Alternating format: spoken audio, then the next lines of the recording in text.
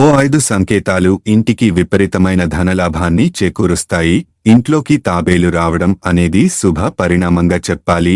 తాబేలు ఇంట్లోకి వస్తే ఇంటికి సానుకూల శక్తిని తీసుకువస్తుంది.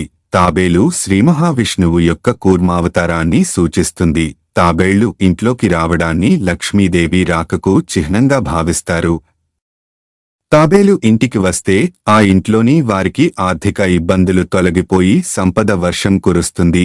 శ్రేయస్సుతో పాటు మానసిక ప్రశాంతత లభిస్తుంది. నల్ల చీమలు ఇంట్లోకి వస్తే శుభ పరిణామం అని చెప్పాలి.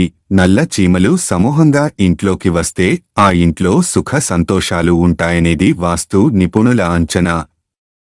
చీమలు నోట్లో ఏదైనా తీసుకుని వస్తే ఇంటికి డబ్బు రాబోతుందని సంకేతం. నల్ల చీమలు ఇంట్లో ఉంటే ఆ ఇంట్లో ఆర్థిక ఇబ్బందులు అసలు రావని చెబుతారు.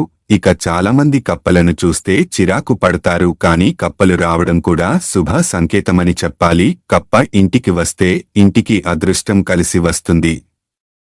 కప్పలు ఇంటికి వస్తే లక్ష్మీదేవి ఇంటికి వస్తుందని చాలామంది నమ్ముతారు.